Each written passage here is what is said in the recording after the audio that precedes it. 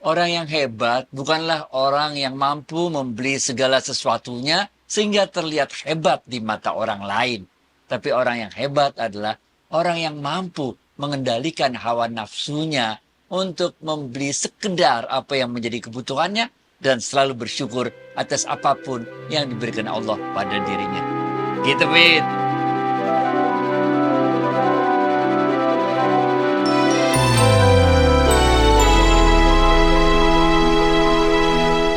Assalamualaikum warahmatullahi wabarakatuh, sahabat Smart Skill School. Semoga kita semua selalu dalam lindungan Allah Subhanahu wa Ta'ala. Amin. Sahabat, kali ini kita ingin membicarakan masalah keuangan keluarga. Keluarga dengan keuangan bermasalah. Bukan gitu. Tapi bagaimana cara kita secara syariah mengatur keuangan keluarga? Yuk kita coba tanyakan pada Ustadz Adi Warman Azwar Karim. Ustadz, Assalamualaikum, apa kabar? Waalaikumsalam warahmatullahi wabarakatuh. Sehat, berkah, bahagia ya Allah. Amin ya Allah. Alhamdulillah Ustadz. Nah ini kami ingin sekali menanyakan Ustadz bagaimana cara menangani masalah keuangan di dalam keluarga. The right way, the syariah way. Dan ada juga sahabat yang menanyakan apakah beliau tuh boleh atau berhak atas gaji suami. Nah, mangga Ustadz. Ini kita mesti bahasnya pelan-pelan nih. Agak sensitif urusan uang antara suami dan istri. Pertama kita harus kembali dulu ke pembahasan kita 3 tahun yang lalu mengenai beda antara syariah dengan fikih. Syariah adalah aturan yang ada di Quran dan di hadis. Dari sononya begitu. Begitulah yang disampaikan oleh Allah, begitulah yang disampaikan oleh Rasulullah SAW. Nggak bisa berubah sampai akhir zaman. Itu namanya syariah. Okay? Sedangkan fikih adalah tafsiran para ulama tentang syariah itu sendiri. Nah, sehingga para ulama belajar segala macam ilmu lah, termasuk ilmu asbabun nuzulnya, mengapa ayat itu turun, apa sebabnya, bagaimana. Asbabun wurud, mengapa Rasulullah SAW mengatakan hal tersebut, dan segala macam ilmu yang lain. Sehingga terbentuklah satu kelompok ilmu baru yang namanya fikih. Oke. Fikih ini beda, sama sekali beda dengan syariah. Karena fikih adalah tafsiran para ulama atas syariah. Oleh karena itu, fikih ditentukan oleh waktu dan tempat. Waktunya beda, pendapatnya bisa beda. Tempatnya beda, pendapatnya juga bisa beda. Oke? Nah, mari sekarang kita lihat. Yang kita bahas ini adalah ilmu fikih, bukan ilmu syariah. Kalau ilmu syariah adalah potongan ayat Quran atau potongan hadis Rasulullah SAW tentang masalah bagaimana kita mengatur keuangan dalam rumah tangga antara suami istri. Bukan itu. Yang kita bahas saat ini adalah ilmu fikihnya, yaitu bagaimana para ulama menafsirkan syariahnya itu. Benar. Karena kalau kita bicara syariahnya, khawatirnya disangka itulah satu-satunya tafsiran. Benar ya? Padahal bukan. Baik. Di Jazirah Arab waktu itu, di Mekah, Madinah waktu itu, yang bekerja menurut adat istiadatnya adalah laki-laki. Sedangkan wanita tinggal di rumah. Oke.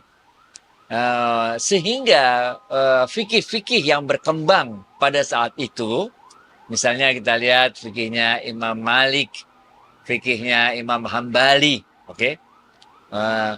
Itu mengatakan bahwa karena yang kerja itu adalah suami, yang belanja juga suami, benar ya? Maka dirumuskanlah waktu itu, yang di Indonesia kemudian juga sekarang di beberapa pengajian suka dikutip, pendapatan suami atau rezeki suami adalah rezeki suami dan istri. Hartamu adalah hartamu dan hartaku, gitu kan? Kalau pengajian ibu-ibu itu benar nggak? Sedangkan hartaku, kata istrinya, adalah hartaku. Gitu tuh. Itu pemahaman fikih yang berkembang. Harta suami adalah harta suami dan istri. Harta istri adalah harta istri. Karena memang pendapat fikih itu muncul pada saat di tempat tersebut, di Arab Saudi yang, bukan di Arab, iya di Jazirah Arab, Mekah Madinah, di mana dalam adat istiadatnya itu yang bekerja adalah suami yang nyari uang. Istri di rumah, nggak boleh keluar rumah tanpa izin suami. Benar nggak? Kalau mau keluar rumah harus izin suami dulu. Sehingga ada hadisnya waktu itu, seorang istri saking taatnya sama perintah suaminya, bahkan ketika diberi kabar orang tuanya, ayahnya meninggal dunia pun, dia tetap tidak keluar rumah. Nah, kayak begitu tuh, ketatnya. Oke. Jadi bagi istri-istri yang udah kayak begitu, yang cuma di rumah doang segala macam, bisa beliau mendapat penghasilan lain, misalnya jualan, apa kayak gitu, kue-kue kecil ke tetangga segala macam. Makanya harta istri adalah harta istri. Nggak perlu dibagi-bagi sama suami. Sedangkan harta suami, ya harta suami dan juga harta istri gitu. Nah, itulah fikih yang berkembang di lokasi tersebut, di masa tersebut. Benar nggak? Namanya juga fikih. Lain konteks, lain waktu, lain tempat, lain pendapat. Nah, sampailah kemudian kita di Indonesia. Di mana di Indonesia ini, dalam adat istiadat kita di Indonesia, suami istri itu kerja barengan. Apakah dia nelayan, apakah dia petani. Nah, itu kerjanya barengan suami istri bareng-bareng kerja. Sehingga waktu itu pendapat dari ulama dalam menafsirkan Quran dan hadisnya menjadi agak berbeda dengan pendapat para ulama fikih di Timur Tengah. Yang paling menarik adalah pendapat fikih yang disampaikan oleh Syekh Al-Banjari dalam kitabnya Sabilal Muhtadin. Pada saat itu orang-orang Banjar itu kerjanya berdua suami istri. Satu dayung sampan, satu jualan. Ntar gantian. Yang satu jualan, satu dayung sampan. Sehingga pada saat itu di Indonesia mulailah dikenal harta pencarian bersama. Karena nyari rezekinya bareng-bareng suami istri sama-sama kerja. Gitu. Sehingga nanti turunannya lagi di Indonesia dikenal nantinya misalnya yang namanya Gono Gini. Nah, karena dia bagi dua dulu antara suami istri, nanti baru yang berlaku hukum warisnya nanti adalah harta yang merupakan pendapatan bagian dari pendapatan suaminya. Nah, sehingga kalau kita bicara mengenai masalah fikih, kita harus lebih hati-hati. Kita tidak bisa mengambil satu pendapat fikih yang konteksnya mungkin tidak cocok atau tidak sesuai dengan konteks Indonesia. Itu sebabnya kalau urusan fikih, kita harus melihat latar belakang dan segala sesuatunya yang waktu, tempat, situasi, kondisi, dan sebagainya. Baru kita lihat apakah pendapat ini cocok dengan situasi kita yang kita hadapi di Indonesia saat ini. Tapi kalau dalam kajian-kajian kita, kajian-kajian tasawuf, ini lain lagi ceritanya. Dalam kajian tasawuf, namanya juga kita membangun rumah tangga, kita nggak pakai lagi ilmu fikih. Benar nggak? Karena kalau kita membangun rumah tangga pakai ilmu fikih, itu kering. Kering. Jadi hitung-hitungan. Gitu. Apa kewajiban, apa hak. Apa kewajiban, apa hak. Siapa yang berkewajiban untuk kalau suami bajunya nyuciin siapa? Bro. Dihitung. Nah, kalau gitu baju istri siapa dong yang nyuciin kalau gitu. Terus hidup kita jadi kering banget main hitung-hitungan hak dan kewajiban.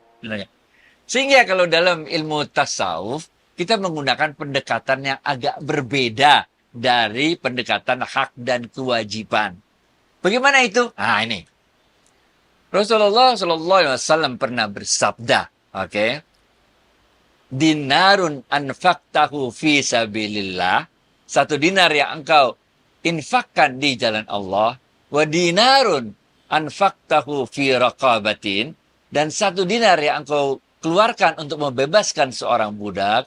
Wa dinarun tasaddaqat ala miskin. Yang engkau sedekahkan untuk orang miskin. Wa dinarun anfaqtahu fi ahlika. Dan satu dinar yang engkau infakkan kepada keluargamu, kepada istrimu. A'azzahuma ajron. Yang paling besar pahalanya itu adalah dinarun, satu dinar yang engkau berikan kepada istrimu. Ini. Ini kita berilmunya ilmu fikih ini, benar gak? Kalau kita suami mendapat 4 dinar, satu dinar kita infakkan jalan Allah, satu dinar untuk bebasin budak, satu dinar sedekah orang miskin, satu dinar kita kasih kepada istri kita, yang paling besar pahalanya adalah yang satu dinar untuk istri. Jadi pesan tasawuf paling pentingnya adalah, wahai para suami, jangan pelit-pelit sama istri. Karena istri itu udah baik banget sama kita. Kunna libasul lakum wa lakum libasul lahun. Istrimu adalah pakaian bagimu dan engkau adalah pakaian bagi istrimu.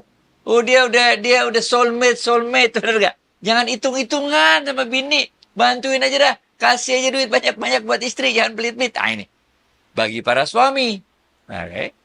Bagi para istri lain lagi ilmunya dalam ilmu tasawuf, benar gak? Karena Rasulullah SAW pernah bersabda, orang yang kaya itu adalah bukan orang yang banyak hartanya, tapi orang yang kaya itu adalah orang yang selalu merasa cukup dalam dirinya. Sehingga bagi para istri, ketahuilah, merasa cukuplah dengan apapun rezeki yang Allah titipkan melalui suamimu. Jangan ngerongrong suami. Ntar suami nyari rezeki yang nggak halal, jadi kacau. Sebaliknya, dalam ilmu tasawuf juga disampaikan, la in syakartum la azidannakum. Siapa-siapa yang dapat mensyukuri apa-apa yang diberikan Allah pada dirinya melalui tangan suaminya, kalau mau ditambahin gitu, maka Allah akan menambahkan rezeki untuknya.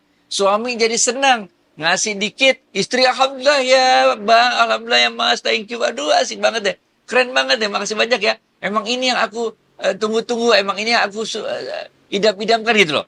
Jadi suaminya itu ikutan merasa bahagia karena istrinya dikasih selalu bersyukur, jadi nanti suaminya akan kasih lebih lagi. Jadi dalam ilmu tasawuf, kita tidak lagi bicara mengenai hak dan kewajiban suami istri. Itu urusan ilmu fikih, benar gak? Tapi kita bicara tentang bagaimana kita melakukan sesuatu lebih dari sekedar kewajiban dan meminta kurang daripada hak kita. Kita udah berubah karena kita udah jadi satu suami istri ini, maka kita saling bahu membahu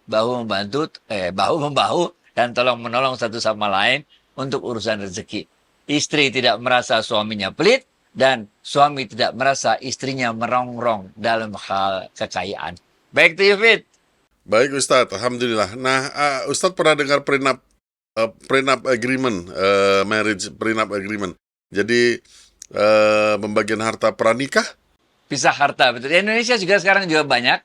Itu kalau mau nikah, biasanya untuk para pesohor, kalau nikah itu dia buat perjanjian pranikah, yaitu pisah harta. Supaya kalau nanti, na'udzubillah min zalik, terjadi sesuatu, harta udah dipisahin karena ini pernikahan antara orang tersohor dengan orang tersohor, yang dua-duanya dalam pernikahan itu membawa hartanya masing-masing, dan kemudian dalam perjalanan hidupnya juga mereka mencari mendapatkan pendapatannya masing-masing yang sama-sama besar, sehingga daripada nanti yang satu dibilang apa itu istilah itu numpang hidup dari yang satu dan lain sebagainya, daripada ribet gitu, maka mereka punya namanya pemisahan harta, dan itu juga diakui dalam peraturan perundangan perpajakan di Indonesia, adanya pisah harta antara suami dan istri. Ada yang kayak itu ada. Apakah itu dalam agama Islam diperbolehkan? Ya, dalam agama Islam sendiri, fikih ya, kalau terjadi kesepakatan di awal tentang pemisahan harta, itu dapat dilakukan, karena ini jiwanya sama dengan apa yang disampaikan oleh Syekh Al-Banjari dalam kitab Sabilal Muqtadin itu loh, yang itu kerja bareng-bareng sampan orang-orang Banjar itu. Benar. Alhamdulillah. Baik Ustadz, terima kasih atas waktu dan tausiahnya. Assalamualaikum warahmatullahi wabarakatuh. Waalaikumsalam warahmatullahi wabarakatuh.